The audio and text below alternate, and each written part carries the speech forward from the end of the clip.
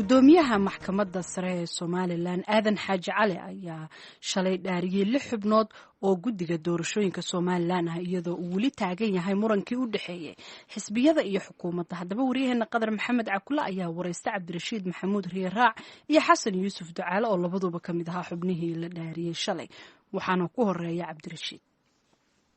Marka dee lagu daro mas'uuliyadda intii aanu magacawnayn ama aanu baarlamaanka soo dhaafnay culayska saakana fuulay dee nama fuushanayn xaqiiqdii waxa weeyaan dee qof dhaartay maanta uunbaa culays iyo mas-uuliyad runtii dee noo kow tahay marka dee ilaahayna waxaanu ka baryaynaa inuu nagu sugo oo nala garab qabto oo aanan dhaartaa kuwii ka soo baxa ee waajibkooda gutaan noqon. xisbiyada weli murankoodii muxaafidka iyo mucaaridka waa taagan yahay waa ciddii aad u garsoori lahaydeen inkastoo yaad xil la wareegayna laakiin dee commission la dhaariya miyayna idinka caqabad idinku ahayn qolyii kubadda ay u dhigi lahaydeena siirigoo wadeen inayna garoonkiisoo wada gelayn? wallaahi way tahay xaqiiqdii way tahay waxaanu rajaynaynaa xusbiyadana ka rajaynaynaa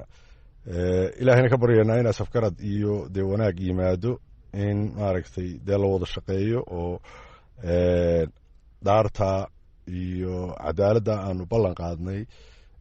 nalagu aamino dad waaweyn baanu nahay in markaa dee way tahay oo caqabad waxa weeyaan commissionku dee inuu qaranka u shaqeeyo weeye inuu dadka u shaqeeyo in doorashooyinkii inoo socdaan haddii dee caqabadi hor taagantay ma shaqayn karo marka rajo weyn baanu qabnaa in dee sidii Somaliland ahaan jirtay laysu yimaado oo laysfahmo oo shaqadii qaranka cid waliba intii qaybtay lahayd ay dee waajibkii gudato ka soo baxdo. warbaahinta ugu badan waxay ka hadlaysaa Cabdirashiid Riiraac baa ku jira commissionka ma ogolin mucaaridkoo leh ma ku damaqdaa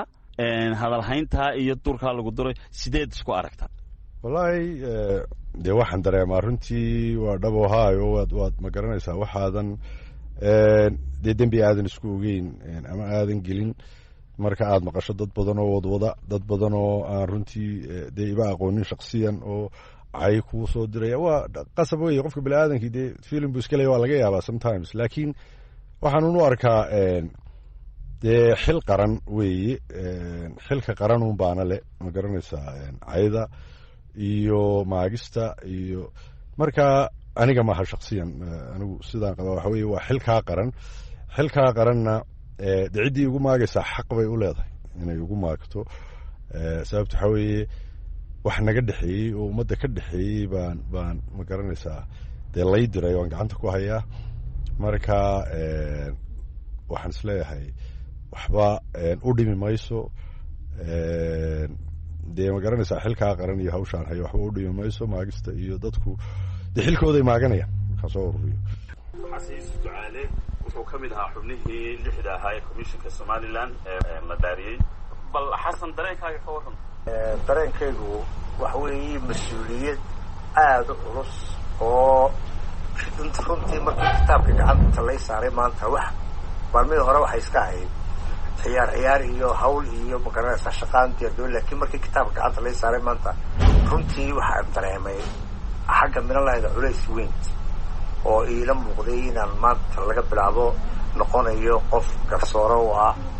ummadda intaa leega reer Somaliland xisbiyada qaranka xubnaha baarlamaanka ee la dooran doono golaha deegaanka ee la dooran doono marka waxaan dareemayaa mas-uuliyad culus shicibka iyo ummadda reer Somalilandna waxaan ka codsanayaa intay hambalyada iska dayna noo soo duceeyaan. kaasi waxa uu ahaa Xasan Yuusuf Ducaale oo ka mid ahaa